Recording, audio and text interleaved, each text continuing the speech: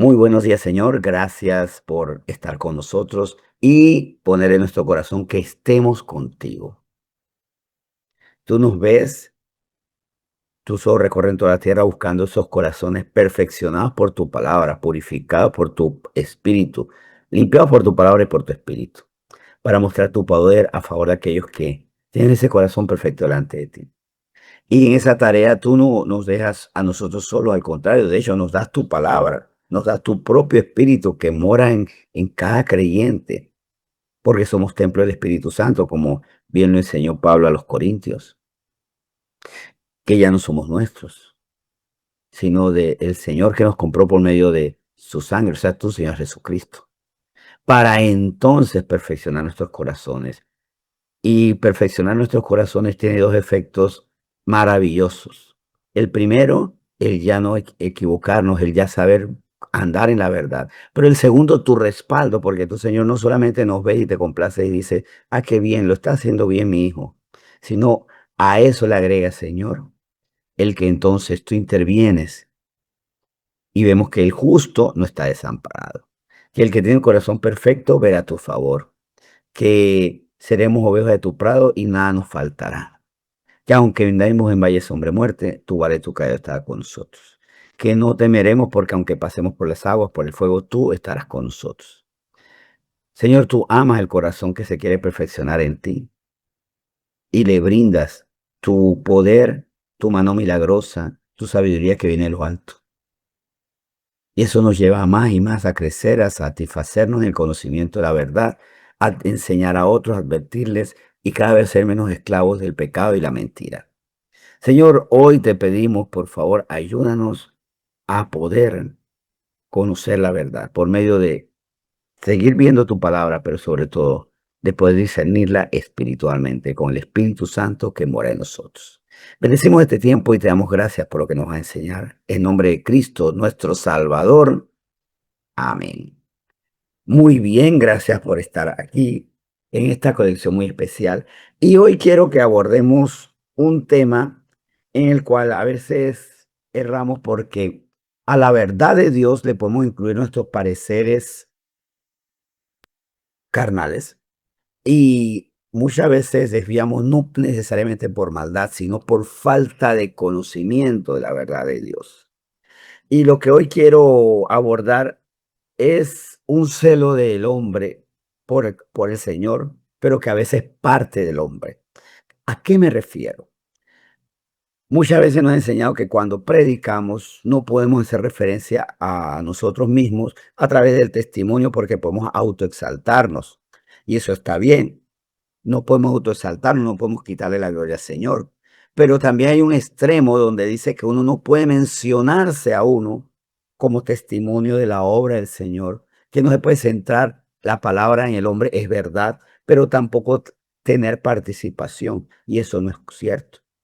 Y para eso la meditación de hoy se titula La palabra me puede mencionar, pero no centrarse en mí, o más bien no ponerme a mí por encima de el mensaje, como el protagonista, el héroe.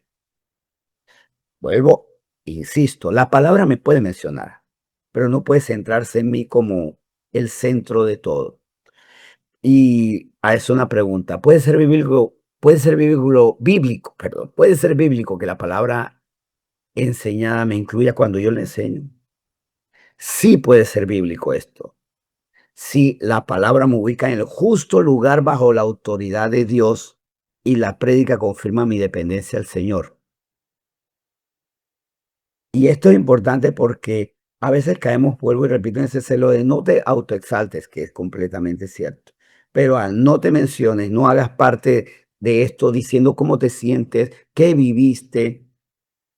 Hay que tener mucho cuidado y de hecho vamos a ver al final de este tiempo que uno de los grandes héroes, los titanes de las escrituras, llegó a utilizarse en la propia prédica para convencer a otros de Cristo. Y en este sentido, sí es lícito mencionar al ser humano y mencionarme a mí mismo si esto me ubica en el lugar justo y pone al Señor como primero que todo, mi Señor. Si yo hablo de mí para mostrar a mi Señor, y mi relación con Él. Si hablo de mi pecado, mi condición, para exaltar que Él es mi Salvador. Si hablo de lo que yo he pensado por tiempo y un día conozco la verdad absoluta, entonces puedo hacer esa referencia para exaltar la verdad absoluta. Y si hablo también de lo que yo he pensado, de lo que he sido, para, entendiendo la verdad absoluta, darle la autoridad suprema al Señor, no hay problema si me incluyo dentro de la enseñanza. Pero vuelvo y repito, si es para hablar de mi Señor, mi Salvador, la verdad absoluta y la autoridad suprema. ¿Por qué esto es importante? Porque se ha hablado de que, claro, librándonos de algo que se llama el antropocentrismo, que es el hombre es el centro de todo, nos hemos sacado. Y esto tiene efecto, sí. De hecho, recordando que cuando yo era niño, tiren allá cálculo. recuerdo que en mi clase de primera comunión, eso lo abordaba anoche en la clase, en el curso. Recuerdo que a mí me hablaron de las historias bíblicas. Estuve en la clase de catecismo y sí se me habló, pero no entendía qué tenía que ver eso conmigo. Nunca me hablaron. Nunca me hablaron de que Dios es Dios que ama, pero que me ama. Que Dios perdona, pero que me perdona. No veía a Dios en medio de las situaciones. Se habla de las situaciones, pero no el vínculo que tiene conmigo. Y puede ser que eso todavía se esté manifestando en estas grandes prédicas donde se habla de Dios, pero no la relación que tiene con nosotros. Y la prédica sana y bíblica me ubica como hijo para exaltar al Padre. Porque hablar del Padre sin hablar del Hijo, digo nosotros como hijos de Dios, no habla así que Dios es un Padre, pero cómo esto hace clic, cómo esto tiene respuesta en mi vida. Y cómo hablar de la perfección de Dios, sin mencionar la imperfección del hombre, y cómo nos podemos desviar nosotros, cómo nos hemos desviado del camino, es un mensaje incompleto. Entonces terminamos exaltando a Dios. Dios, tú eres maravilloso. Y lo ponemos como un ente aparte. Sí, Dios está por encima de nosotros, pero no está aparte. De hecho, es tan íntimo con nosotros que nos da su propio Espíritu cuando somos creyentes para ser nosotros templos del Espíritu Santo, como garantía de que ya no somos nuestros, sino que pertenecemos al Señor y ahora oímos su voz, le seguimos. Bien, la prédica sana puede mencionar al hombre, sí. Puede mencionarme a mí, puede mencionarle a usted cuando predica, pero siempre conforme a la verdad. ¿Y qué somos? Somos débiles, somos necesitados, no merecemos la gracia, somos pecadores, somos receptores de la salvación, esa que no merecemos, por pura gracia.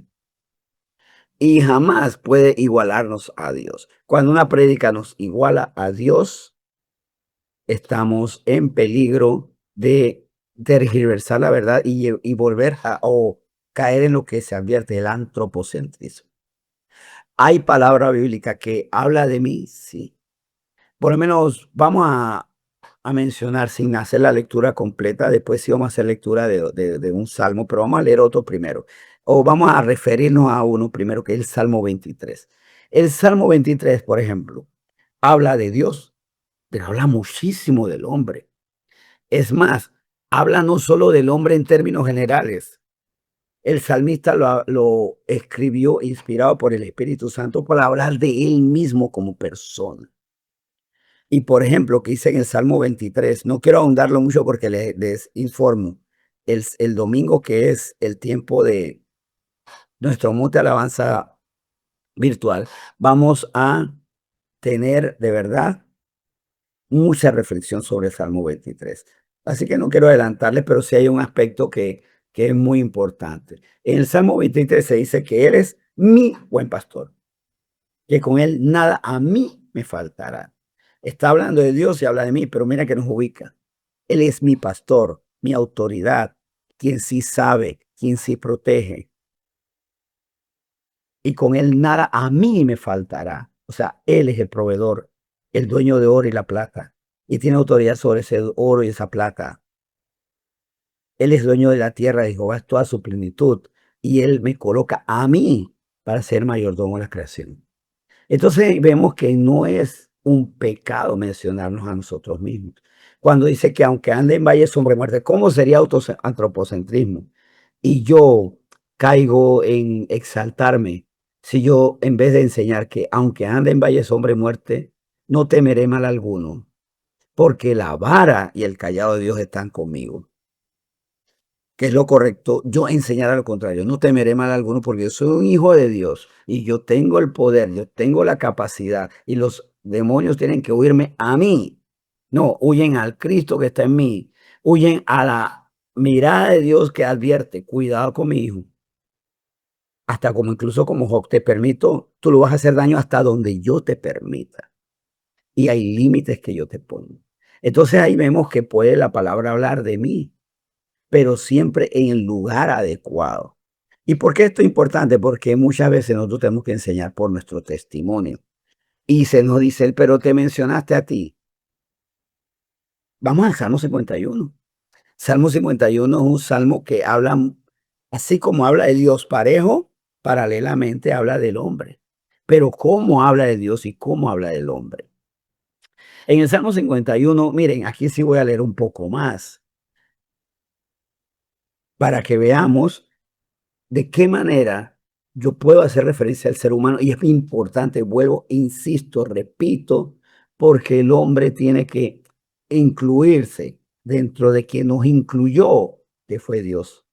Y este no es un Dios que creó y ahora arréglese a ustedes. No, los creo, los sustento, los guío, los fortalezco, los protejo.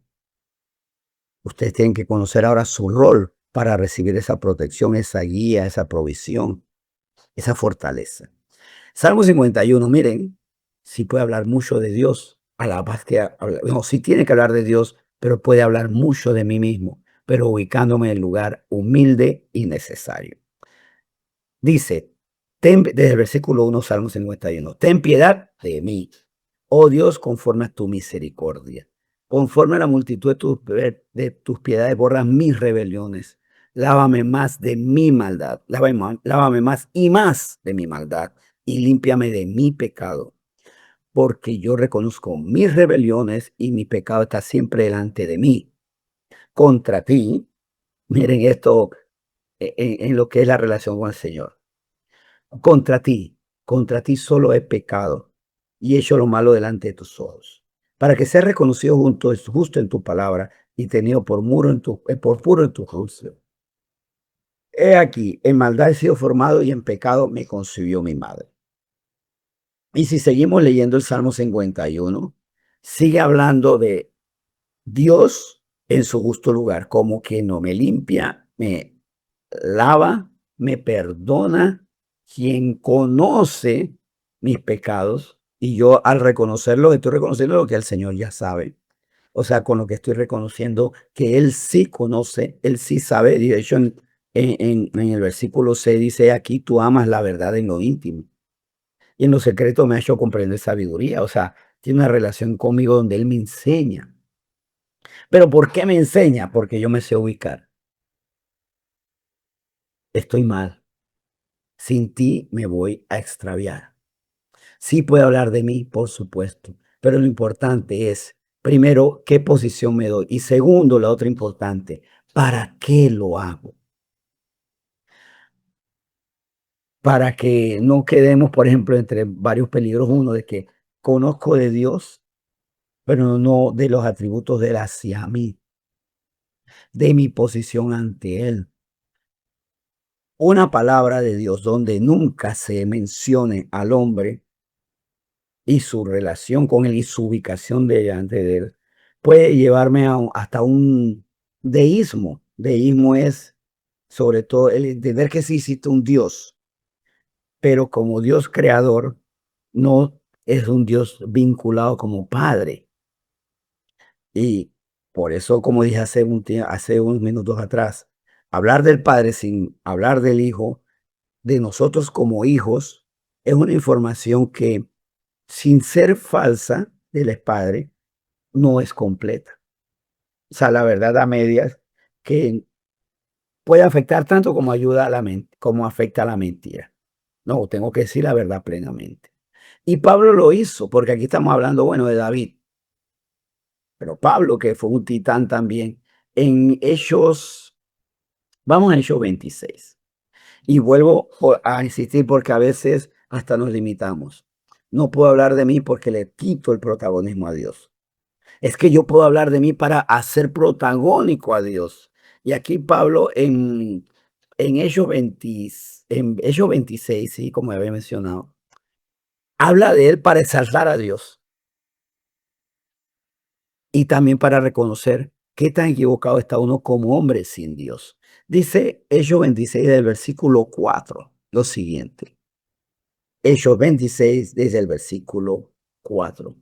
Mi vida, pues, desde mi juventud, la cual desde el principio pasé en mi nación en Jerusalén, la conocen todos los judíos, los cuales también saben que yo desde el principio, si quieren testificarlo, conforme a la más rigurosa secta de nuestra religión, viví fariseo. ¿Dónde está hablando de Dios? No habla de Dios, parece hablar de él, pero el problema, aquí no hay un problema, porque él está hablando de una descripción de él para mostrar cómo Dios interviene. Sigo leyendo, versículo 6. Y ahora por la esperanza de la promesa que hizo Dios a nuestros padres, soy llamado a juicio. Sigue hablando de él, ¿verdad? Promesa cuyo cumplimiento esperan que han de alcanzar nuestras 12 tribus, sirviendo constantemente a Dios de día y de noche. Por esta esperanza, oh rey Agripa, soy acusado por judíos, que se juzga entre vosotros cosa increíble que Dios resucita a los muertos. Y ahí comienza también a referir, es que estoy hablando de un Dios que resucita a los muertos. O sea, que tiene poder sobre la muerte y que puede resucitarlos para perdonar.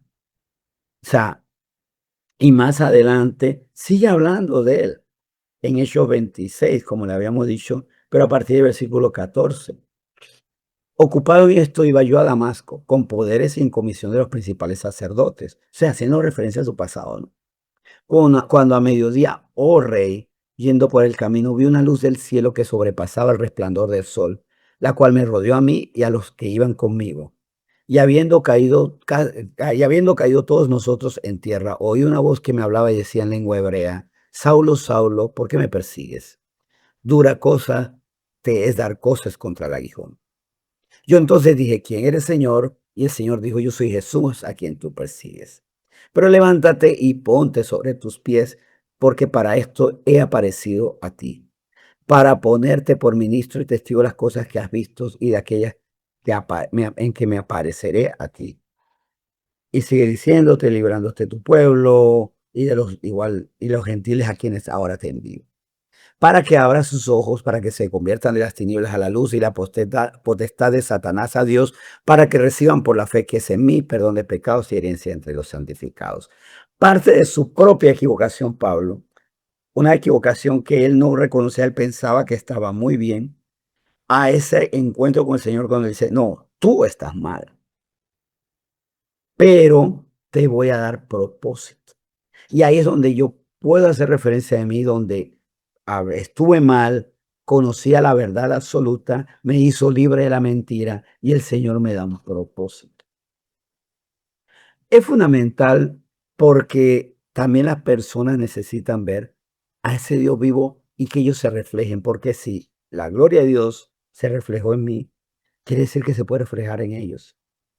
Si Dios verdadero tiene un trato conmigo que hablo y habla corrigiéndome, mostrándome la verdad, puede hacerlo con los demás.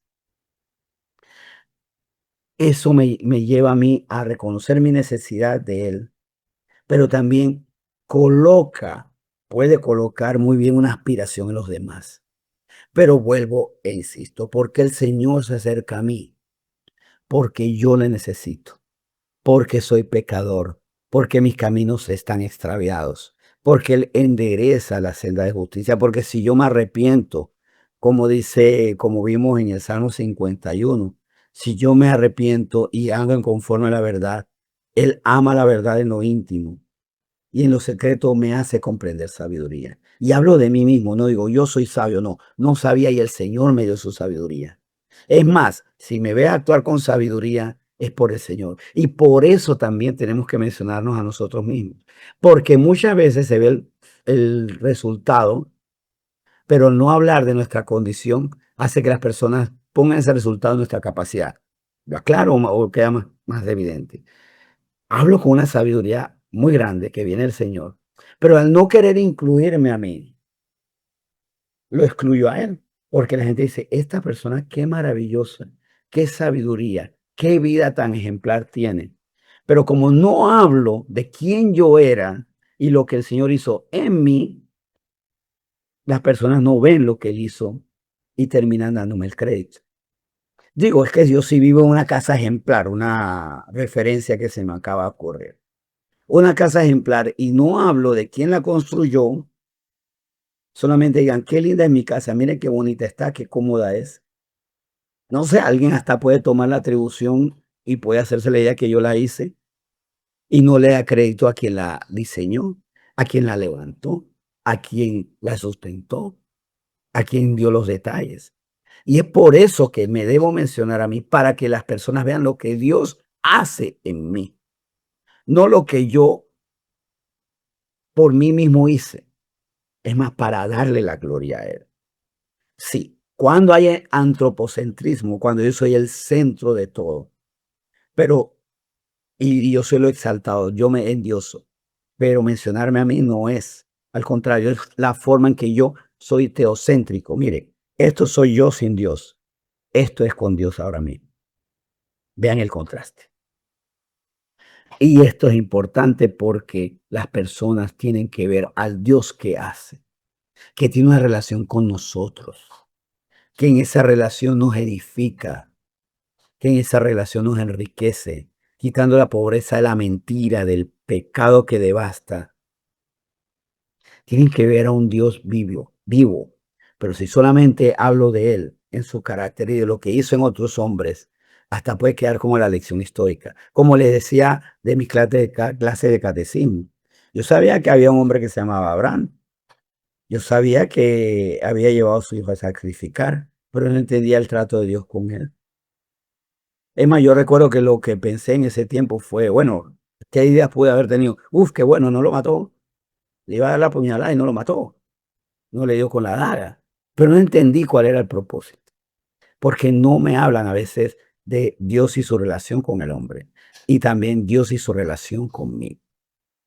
Pasaron décadas para entender cómo el Señor se manifiesta en esos hombres para manifestarse en mí. Hablemos de nosotros para exaltar a Dios, para que se vea la diferencia. Y como dije al principio, para resumir, cuando hago referencia de mí, es para exaltar que el Señor es mi Señor, porque era oveja perdida. Es mi Salvador, porque la paga del pecado de la muerte, más la dádiva de Dios es vida en Cristo Jesús, y Él me salvó.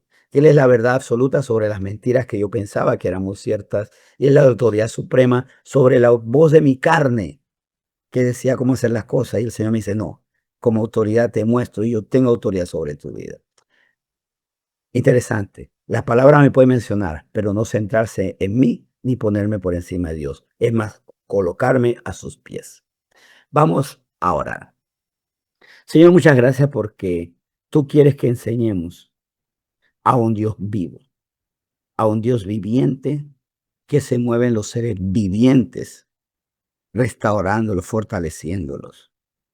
¿Cómo voy a hablar, Señor, de que tú purificas un hogar sin mencionar cómo has purificado el mío? ¿Cómo tú rescatas los matrimonios sin mencionar cómo tú has preservado? Hasta rescataste el mío porque en un momento dado tuvo crisis también. ¿Cómo no hablar de el Redentor sin mencionar mi necesidad de ser redimido? Y me pongo como testimonio para que las personas aspiren a eso, para que no te vean como un ser distante, sino tan cercano al hombre como cercano está a mí, que hablo y enseño a los demás. Yo que soy vecino, yo que soy trabajador, yo que soy amigo familiar de esas personas que necesitan de ti. Eso sí, si vamos a hablar de nosotros es para ubicarnos debajo de ti, necesitados de ti, extraviados sin ti, contaminados sin tu palabra que nos limpia y tu espíritu que también nos limpia, nos purifica. Si hablamos de nosotros, es para exaltarte a ti sobre todos nosotros. Señor, gracias por esta lección. Gracias por esta palabra. Gracias por lo que tú nos haces entender y vivir. En nombre de Cristo Jesús te bendecimos. Amén.